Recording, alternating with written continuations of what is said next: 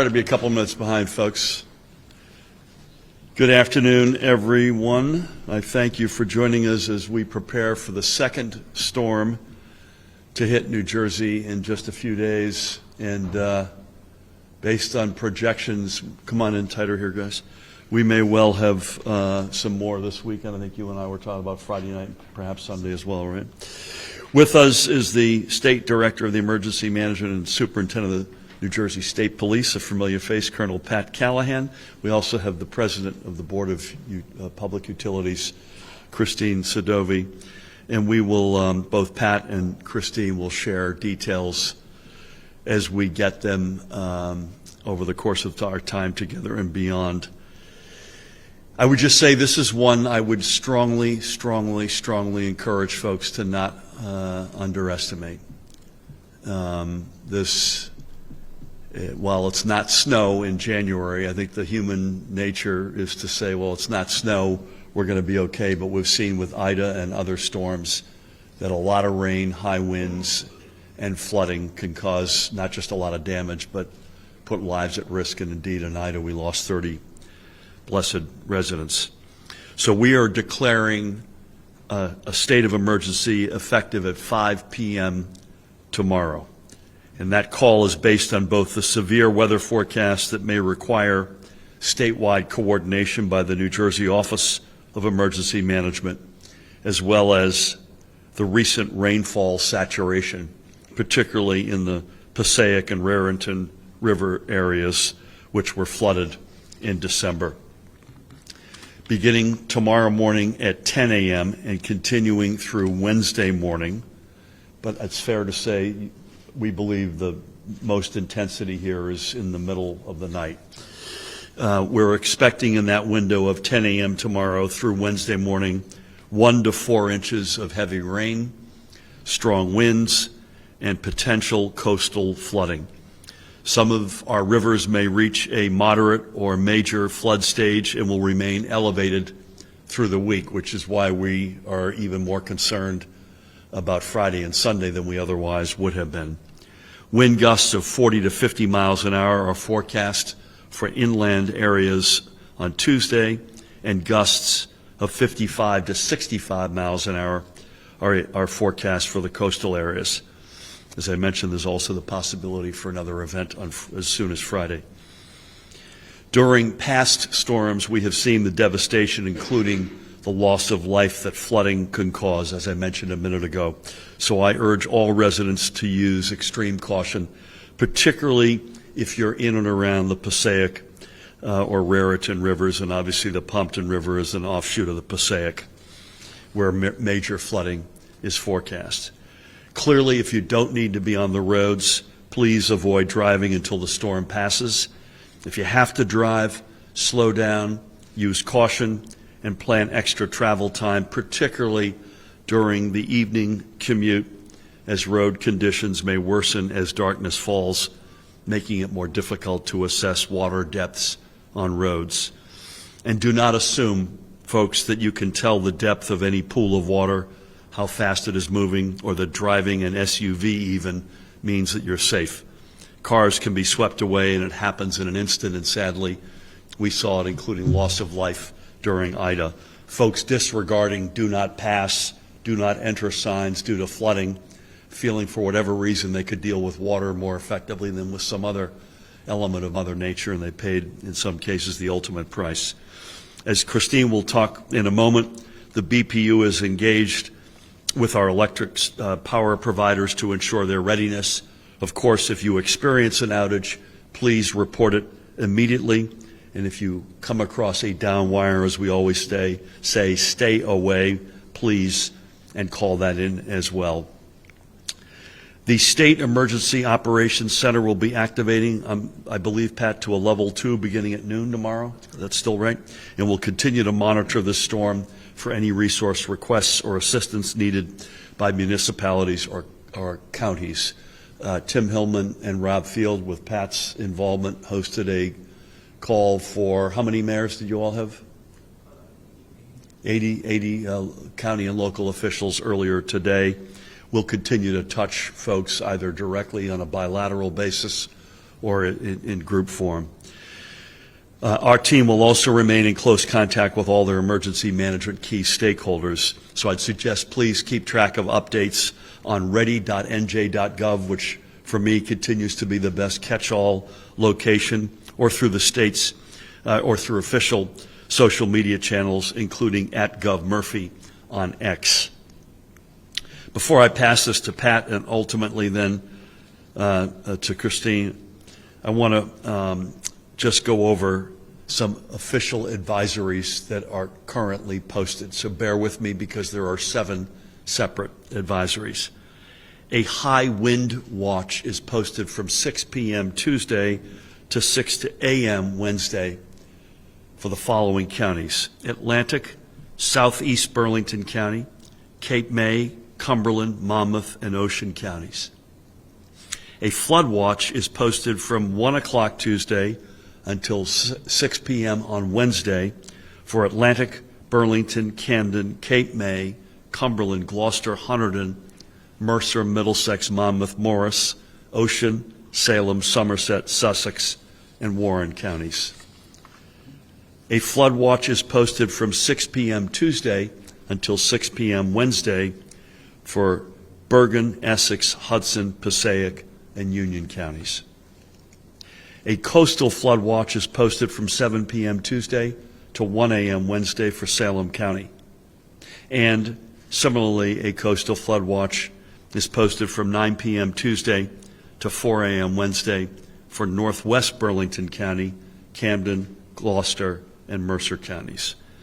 A storm watch is posted from 6 p.m. Tuesday to 6 a.m. Wednesday for the Raritan Bay, New York Harbor, Atlantic coastal waters, and the Delaware Bay. And finally, a small craft advisory is posted until 10 a.m. Monday for Atlantic coastal waters. As I hand things over to Pat, I would just reiterate, folks, please do not underestimate this storm, particularly given its intensity will be in the darkness of night through the middle of the night from tomorrow night through Wednesday morning. With that, please help me welcome the Superintendent of the State Police, Colonel Pat Callahan. Thank you, Governor.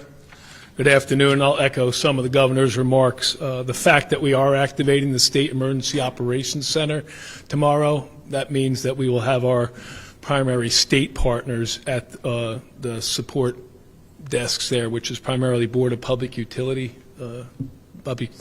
in Christine's shop, Department of Transportation, and the Department of Environmental Protection. That will be open on a 24/7 basis, and we really do that to make sure that if any resource requests come in from our municipal OEM coordinators or the county, that we're able to readily handle those. I did have a call this afternoon with all of our county OEM coordinators as well as our state emergency management partners. The National Weather Service briefed on that, and we are expecting substantial and severe flooding. To the Governor's point, this one is not to be taken lightly at all. We will have our urban search and rescue team and swiftwater rescue teams staged in the center of the state, which will be able to go to any county that requires our assistance in that regard, and that includes our Marine Services Bureau with vessels. It also includes high water vehicles and some of the highest trained personnel in order to rescue people in swift water. If you do have to travel, and I stress it as well, just like the Governor did, that 511 is probably the best place to go. It's 511nj.org. There are probably going to be substantial detours around the state in those traditional spots where we see that flooding and those road conditions. Again, to the Governor's point, we have that phrase, turn around, don't drown. We do that for a reason. And even the largest SUVs, it doesn't take a whole lot of water to sweep you away. You put anybody in your vehicle, as well as first responders, at substantial risk for that. And we, to the Governor's other point, ready.nj.gov. From this point forward, we will be monitoring it. We do have our intelligence watch and warning personnel on staff 24/7, and I trust with our partners at the federal, state county and local level that we'll get through this. I did have an opportunity to speak to FEMA Region 2 Administrator this afternoon, David Warrington, and the federal government is also staged and ready to support us should we need it. So stay safe, everybody, and we'll guide ourselves through the storm together. Thank you, Pat. Pat, I think this is a point you made, and Tim, in your calls with the mayors and local officials as it relates to FEMA. I would just say, for anybody out there watching who's a mayor or a county official, count every penny in every instance of damage or expenditure here, because these thresholds from the feds tend to be high in terms of reimbursement, and the more data we have, the more likely it is that we'll get reimbursement. Is that correct? Fair? Yep. Thank you, Pat. As always, please help me welcome the President of the Board of Public Utilities, Christine Sadovi. Christine, come on down. Thank you, Governor. Good afternoon, everyone. I'm also going to echo a little bit of what the Governor already said. We are expecting high winds and the potential for a significant number of outages. The BPU has been in communication with all of our utilities and will continue to be in communication with the utilities throughout the duration of the storm and afterward. The utilities are bringing in additional line crews as well as additional forestry crews and hazard crews to anticipate the potential for those outages. In addition to the electric side, there's also the concern around flooding when it comes to the gas side. And so, want to make sure that people are monitoring not just outages, but, any flooding, as the Governor said, as you're driving around, please be safe. If you do have an outage, do not assume that your neighbor is called it in. Make sure that you make the call to your utility. Charge your phone so that you can make the call and any other calls that you need. As the Governor said, down wires can be dangerous. These high winds, we are anticipating the potential for some down wires. If you see a down wire, assume it's live, stay at least 30 feet away, and contact 911 to report it. So again, anticipating some outages, make sure that you're calling them in, be safe out there, and thank you. Christine, thank you. I don't want to lead the witness to a wrong conclusion, but in terms of some outages, it is quite possible we have tens of thousands of outages, right? Yes, definitely possible. So the outage, we would bet the combination of a lot of water and high winds. And you could see, I think of JCP&L's coverage area, which includes sort of a slice of a lot of the state, including the shore. You could see with the winds higher at the shore than inland, you could see Absolutely. a disproportion of those outages along the shore. So we're going to keep our communications high, as you would expect, both group meetings, bilateral, and we'll appear with you in this form if we need to. But with that, we'll take any questions you may have. Please. You get the gold star for being there both Saturday and today, by the way. This is something that was there Saturday. Commercial vehicles had restrictions over the weekend. No mention of that today. Also, New Jersey Transit. Where do we stand in terms of schedules and things like that? Yeah. So I don't think we've got any commercial vehicle Restrictions not at this point. and so that at least as we stand here. Secondly, NJ Transit. We'll see. NJTransit.com, I guess, is the one place I'd send folks. But at the moment, we're just going to have to see. I mean, we had an enormous amount of disruption with Ida. Please God, it's not at the scale of Ida. But nothing to report on that at this point. Unlike Saturday, we are putting a state of emergency in place to your... There hasn't been a state of emergency declared for last month, even though there was a significant amount of flooding. Is that something that you guys might consider doing retroactively to help? Why don't you address that, please? Yeah, the state of emergency is usually done to put emergency protective measures in. It also gives the governor the ability to activate the National Guard. In that storm previously, it was my recommendation to not do that because those municipalities were handling those resources on their own and/or at the county level.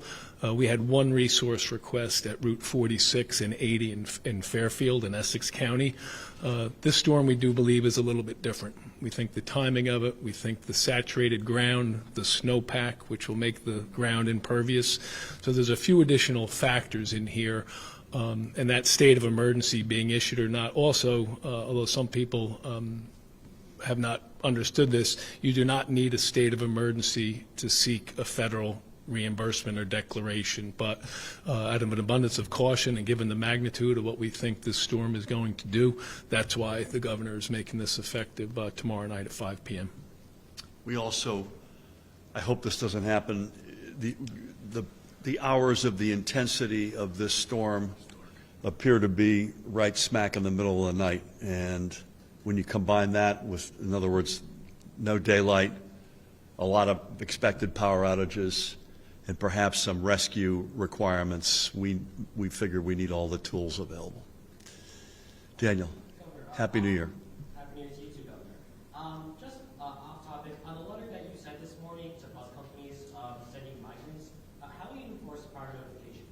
How do I what? How will you enforce the prior notification that you requested? Well, we're going to hope that the companies do the right thing, and if they don't, and we're going to make this decision pretty quickly, given this has sort of come upon us rather quickly, we reserve the right to leave all options available on the table. So that's a decision we'd make pretty quickly. So if a bus company does not comply, what would happen? To be determined, but all options are on the table, including some tough ones. Hey, Charlie, Happy New Year. Happy New Year to you. Just on that topic, Congressman Watson Coleman, three others signed a letter asking you, or reminding the governor your view about the solemn duty, I think is the phrase you used, to protect those who are fleeing from wars, conflict, et cetera.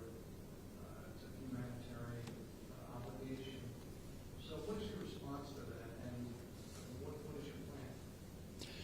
Well, certainly part of my response is the response that we've sent to the bus companies, because they're not doing a humane job with these people. This is a gimmick.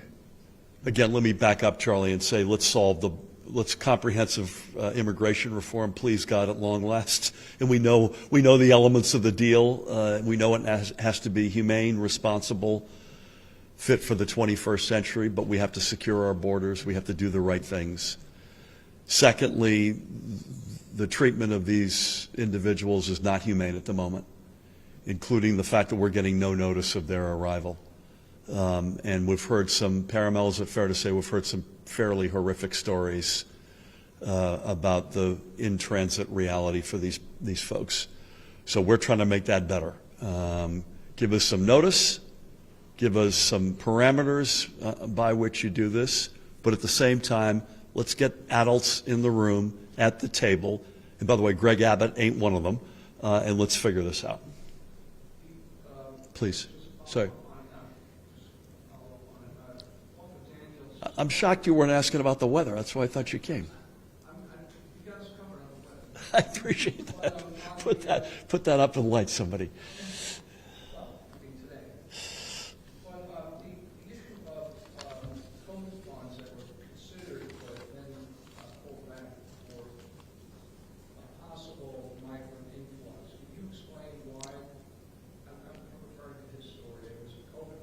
Yeah. I saw the story, and I frankly am. I'm going to have to come back to you because that didn't register with me. Unless Paramel, are you aware of anything?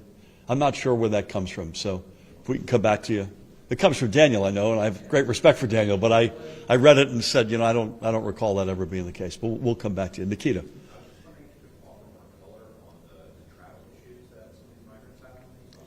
I don't want to because it's part of some legal action that New York is taking, but it's not pretty. I'll leave it at that, if I may. Are you considering joining the lawsuit that you are filing against the bus companies? I think it's fair to say that we're considering all of our options, and I'll leave it at that. Hey, Brent. Brent, what'd you think of that experiment earlier? That was interesting. I was happy to hear it. Yeah, I think we're going to make a habit of doing that. We had some desk signings, and I think Mahan ran into Brent in a bar or something last night and decided that to come in as a sort of pool reporter. I thought it worked pretty well, actually. How does this affect tomorrow's swearing in the legislature in your state? At the moment, everything is on, but this is something obviously we're giving a lot of thought to.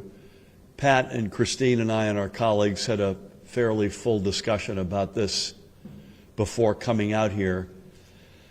And the state of emergency is not a coincidence at 5 o'clock, because we think that's going to give us a few hours, but the worst part of the storm will be late tomorrow night into Wednesday morning.